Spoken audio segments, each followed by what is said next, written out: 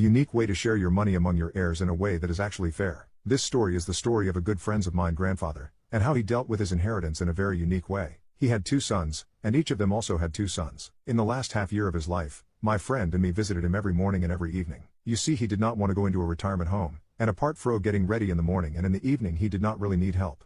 Now I need to explain something real quick. Back in the day, we still have mandatory service in the army for 12 months, but there was several ways around it. I will only explain the most common way, since it is connected to our story. You see, instead of going to the army, you could say you refused to go to the army for ethical reasons, which was really just a formality. You simply wrote a 1-page essay why you think you being in the army would violate your personal ethics, and they pretty much had to accept it. But that meant you had to go into civil service. Civil service could be any kind of job, in a wider sense as a service to society. So these jobs ranged from kindergarten to retirement homes and anything in between, like hospitals, homes for the physically or mentally disabled, Meals on Wheels, pretty much anything you can imagine.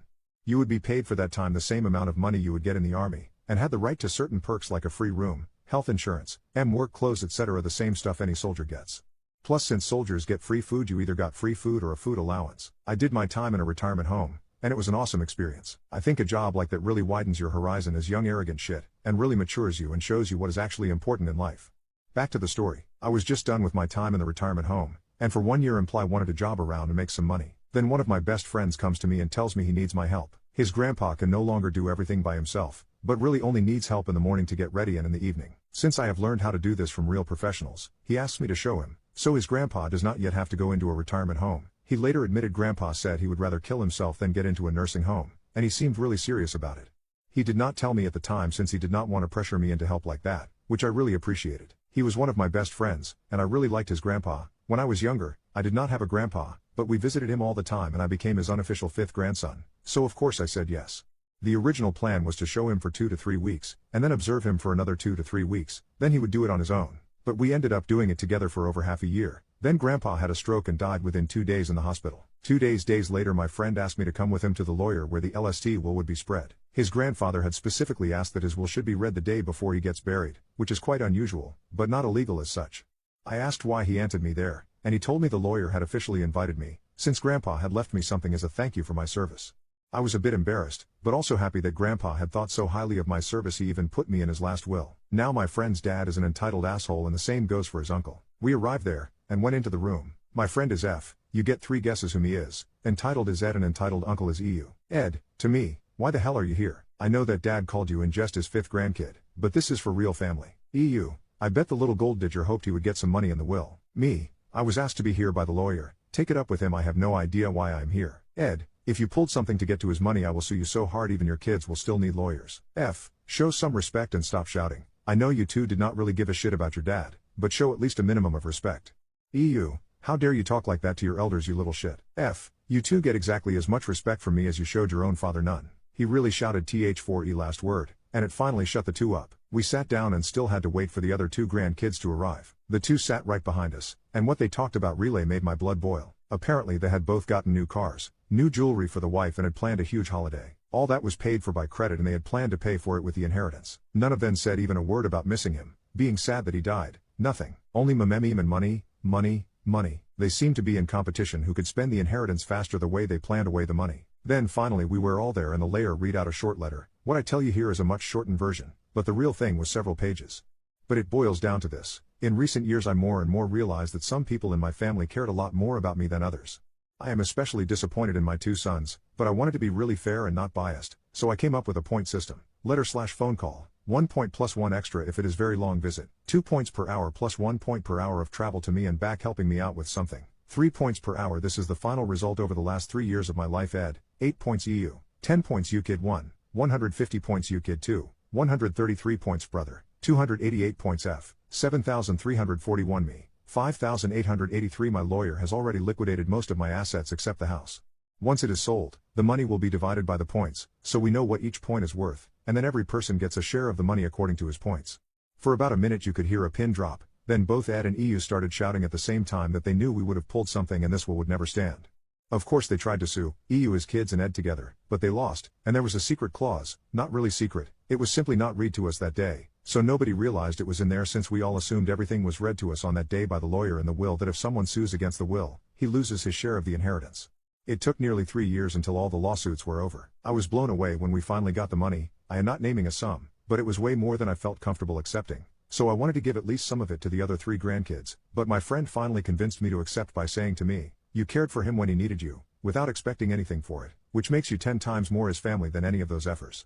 They got what they deserved. Upvote 12K, downvote 475 comments. Legally park and block driveways in our neighborhood and do it consistently. While throwing a party, expect what's coming. 2 years ago a new family moved into our quiet little neighborhood and began their reign of terror. We've lived here for over 20 years in this neighborhood, and except for these past 2 years, it's been wonderful. I love our neighbors. Except this family. This just family sucks. I'm not even sure where to begin. They are loud. They are dirty. They are obnoxious. Their dog barks at all hours. They constantly yell at each other. They throw parties well into the night. They steal my older neighbor's paper. They actually trained their Rottweiler to fetch the neighbor's paper. Impressive but wrong. They throw their dog's poo into other yards. Arg, so much. They even cut my 80-something-year-old neighbor's prized roses for themselves. Who does that? There are about 100 issues I could write about and how we've all dealt with them, but this past weekend was my own glorious take on it all. Oh, and yes, we tried talking to them. We tried inviting them over. We've done nice things for them. And all we've expected is that they act like decent neighbors. That's never happened. In our neighborhood, parking is scarce. Most of these homes are classic 1950s with single-lane driveways, and parking is limited even on the streets. There's a busy road a few blocks away that has a great nightlife and popular restaurants, which means that at times, especially on the weekends, the street can fill up.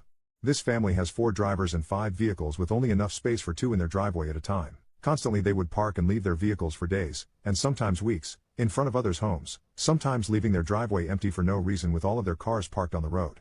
I kind of believe that, in itself, isn't that big of a deal except for how and when they would do it. They were intentional about it all, would do so to try to and cause the most grief with everyone. And this went on for months. A complete F you to everyone. After months of this, and no one retaliating or giving them the satisfaction of how pissed we all are, they started parking deliberately in ways to make it difficult to get out of our driveways. I had to have my husband come out most mornings to guide me so I wouldn't hit their car as I backed out of my own driveway. There were also times where they squeezed my neighbor's car on the street to where they couldn't get out. Finally, an older retired neighbor goes down to city/police station and inquires about what to do. They found a code or law stating that so much space from the sides of driveways and yada yada yada is required. So we come home one night to freshly painted yellow curbs outlining every house surrounding this one. A few weeks ago, my husband's car breaks down and he has to get towed. On his way back he starts talking with the tow truck driver about these asshole neighbors and their cars. He tells my husband that if these cars are parking illegally, we should call the non-emergency line, and if they receive a ticket, to call him and he can tow them at owner's expense. It's the law. My husband and him keep talking and even meet up for a beer a few nights later. They are big fans of the Blazers. Rip City. He's a real good guy. About a month ago we met a couple in our fair city, and it just so happens that the husband is an officer. We were already planning on meeting that Friday night, and when we met I brought the asshole neighbors and their parking. He says that he'll drive through on a shift if he gets time, and if he sees them parked in the yellow, he has no problem ticketing them. Great. He also gets some of his friends to check it out when they have time too. Fantastic. We've been calling almost daily at this point about their cars parked illegally, but nothing was happening. That Saturday night he sends me a text saying he ticketed 3 cars. I missed that text, so no tow truck, but I kind of figured with the 3 tickets they'd get the idea. They didn't. Off and on all week it was the same. This past Saturday the teenage son throws a party and everyone, I mean every single one of their guests in them, parked in the yellow of someone's driveway or blocked someone out altogether. Obviously the little poop told all of his friends to block our driveways or block our cars in. I sent a text to our officer friend who told me to call the non-emergency line and he'd be the one to look into it. But I'm scheming bigger. I call up the tow truck driver and tell him that there are at least 15 cars parked illegally and all are about to receive parking tickets for blocking driveways and cars.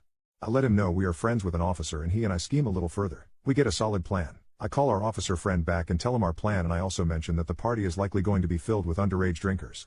Now, I hate busting parties, but I make exceptions for little poops and especially little underage drinking and driving poops. He and I finalize the plan. Here's how it all went down. Officer and 3 of his partners go through the neighborhood citing all of the cars. Meanwhile, our tow truck driver friend has assembled a group of drivers in the nearby grocery store parking lot. My husband and I make an anonymous call about a possible underage party. The tow truck drivers start at the ends of our street grabbing the cars as quickly as possible. A few alarms here and there, but no way could they hear it in the party. When they approach the house, my husband makes an anonymous call about an underage party in our neighborhood. Conveniently, our officer friend just so happens to still be in the neighborhood, so he and his partner go over to the house to check on it.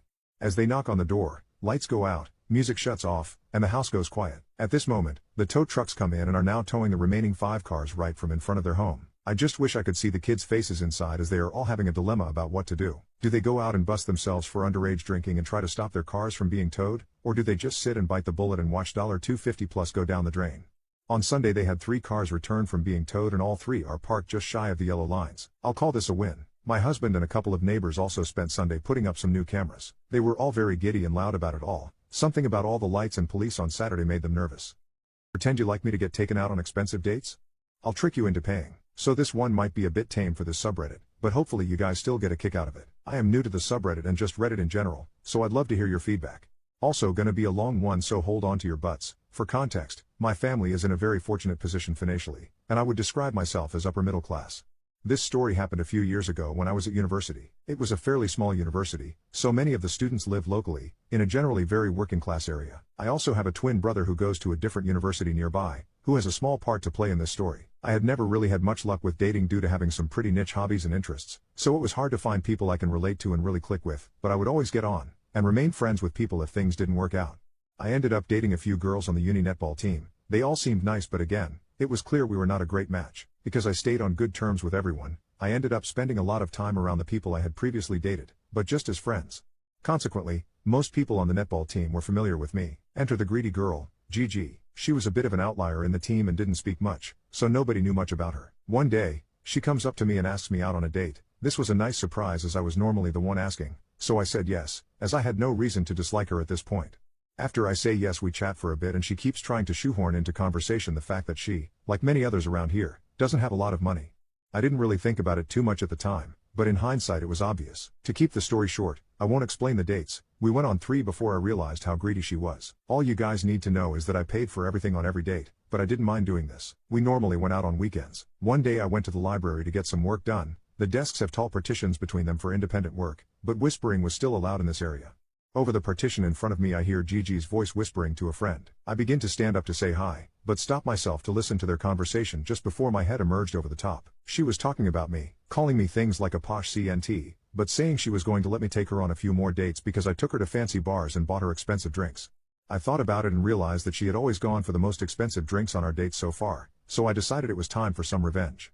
I left the library without being seen. A few days later I actually saw her driving a brand new BMW Z4. So she was clearly pretty damn rich herself. The best and fanciest bar in this town was owned by my best friend and her family. It was a small bar, but very high-end, with some of the drinks being over £15 for a very small drink. Therefore, not many of the students went in, but if you were invited there on a date, it was a special one. I spoke to my friend, whose family owned the bar, and got her in on my plan for revenge, ensuring she would have my back if things went wrong. I was pretty paranoid about getting caught, because I planned on tricking Gigi into paying for everything that night, up to a total of the cost of all the previous dates combined, in excess of £250. To cover my tracks, I asked my twin brother if he wanted to go out with my friends to the pub, telling him my plan and that I would give him some money if he went out dressed like me and with his hair styled the same. I also told him to take plenty of pictures with my friends so I had an alibi. The night of the date came around. The bar was busy but we managed to get a table. I immediately lied to her, saying I had forgotten my card, but if she paid I could transfer her the money later. She agreed. I had done this for real on the second date, and paid her back as soon as I got home, so she knew I was reliable. I told her to stay sat down and save the table, while I went and ordered drinks and the biggest and fanciest tapas plate on the menu from the bar. My friend, pretending she didn't know me, as agreed, served me the drinks. Gigi seemed to be in disbelief of my generosity and pretended that she was having one of the best dates of her life. I also pretended to be enjoying it, continuing to buy expensive food and drink until I had nearly spent the target £250 on her card. The dessert section of the bar's menu is titled Just Desserts. Finding this oddly appropriate for my revenge, I asked her if she wanted her just desserts, pointing at the menu. She laughed and said yes, so I went up to the bar once again with her card, and ordered 2 of the super deluxe chocolate fudge cakes. I told my friend to keep one for herself for when her shift ends, and if they could write "fuck you" on top of Gigi's. The bar has candles with letters on for birthdays, etc. I then returned to Gigi, handed her card back, and told her I was going to the gents' bathroom. I left, never repaid the money and went to join my mates and brother at the pub. Gigi confronted me in front of the netball team a few days later, but I just acted confused, telling her I was out with my friends that night, and showed her the selfies my brother had taken with my mates when she tried to argue with me. The entire netball team took my side and stopped speaking to her. Gigi has since left the netball team and from what I can tell I don't think she has many friends now. I had a fantastic night of revenge with fine food and drink at her expense. My friend got a fudge cake, my brother got some money and all the lads got to go to the pub. All in all, I found it super satisfying, as everyone but Gigi was happy. Hope you enjoyed guys, and sorry it was a long one.